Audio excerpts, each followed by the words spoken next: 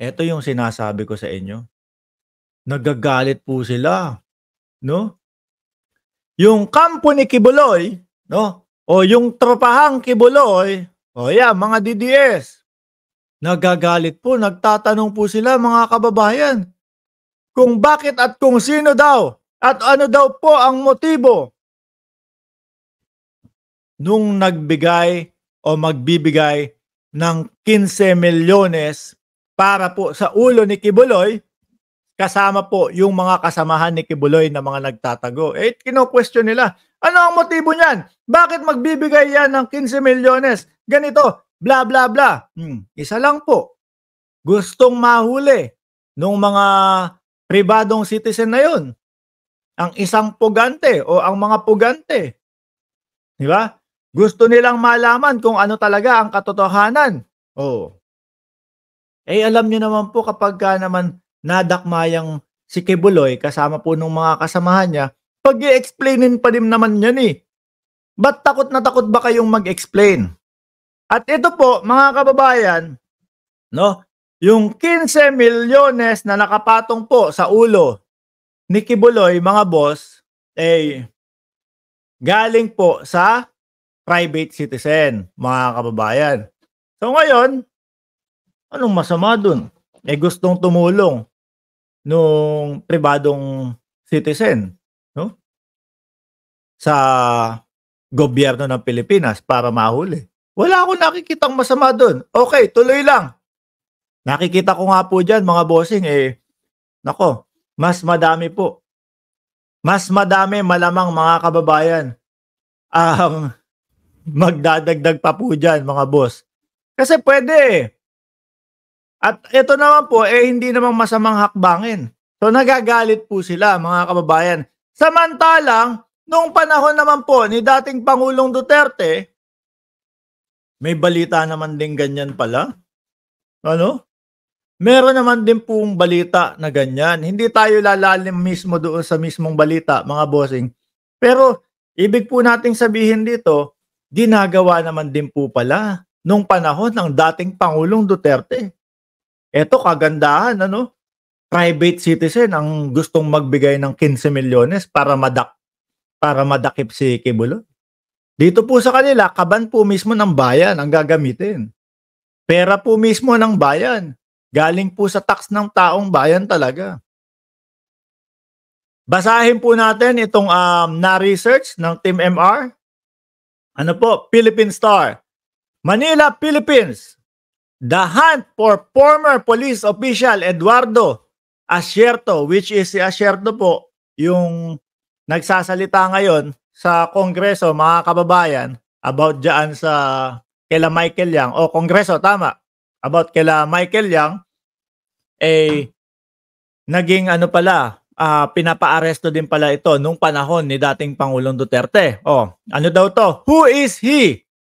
Wanted on droga charges over the smuggling of billions worth of shipment last year nung panahon ni dating Pangulong Duterte intensify as the government yesterday offered a 10 million reward for his arrest. 10 million din po, mga kababayan, ang ino-offer po nung panahon ng dating Pangulong Duterte. Dagdag pa dito, Justice Secretary Menardo Guevara revealed that the palace has raised, yung palasyo daw po, mga bossing. At hindi pa po ang ating Pangulong Bongbong Marcos ang nakaupo nung mga panahon na ito. Justice Secretary Menardo Guevara revealed that the palace has raised the bounty for any information that would lead to Asierto's arrest. The bounty is from Malacanang.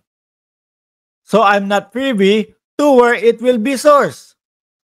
It's not from DOJ because such amount is certainly much larger than what the DOJ could offer. Eh mga kababayan, si Asierto po nandiyan, humaharap ngayon sa pagdinig sa Kongreso, malalaman natin kung ano yung o tunay na istorya about dito sa pagpapaaresto sa kanya.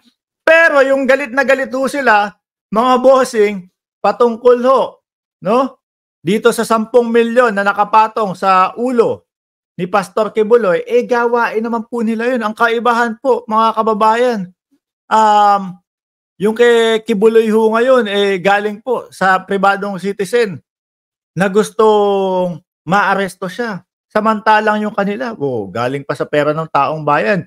Yung isinisigaw ng ibang mga bantot na supporters dyan na wala na nga makain ng Pilipinas, naghihirap na nga ang Pilipinas. Magpapakawala pa kayo ng 10 million, hindi po nila alam, galing pala sa pribadong tao yun, yung nakapatong sa ulo ni Kibuloy. Eto po mismo, galing talaga sa pondo ng bayan yan. Saan naman kukunin ng dating Pangulo yan? Diba? Ng dating Pangulong Duterte, yung 10 million. Siyempre po, sa budget din, mga kababayan. He reiterated that Asierto cuddlers, yung mga nakakaalam daw kung nasaan si Asierto nung panahon na yon, magkakaroon din daw po ng parusa ng criminal liable under Section 4 and stand to suffer imprisonment up to 20 years and fined up to 500,000. Parang ang dating Pangulong Duterte, posibleng pumasok po doon, mga kababayan?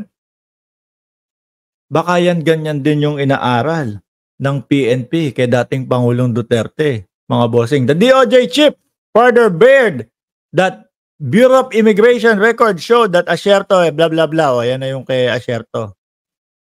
He said Asierto last left the country of 2017 and Fajardo May 2015. Arte nyo dyan, ha? Kung ano-ano yung binabatikos nyo sa ating gobyerno. Gusto nyong sabihin na, nag-aaksaya ng pera si PBBM dahil dito sa kay Kibuloy. Yung pala, sa inyo pala talagang gawain. Yung mga pagtatanong nyo dyan. Tingnan nyo, mga kababayan, yung mga pa-issue-issue nila sa gobyerno, mga bossing, bumabalik ho sa kanila. Sila ho ang mas lalong nalilintikan at naiipit, mga kababayan. Tinatanong nila gobyerno, ano ang motibo, ganito, ganyan, blah, blah, blah. Galing sa pribadong tao. Yung kanila, mismong utos ng dating Pangulong Duterte, nadagdagan, nagawing 10 milyon. Yung patong sa ulo ni Asierto.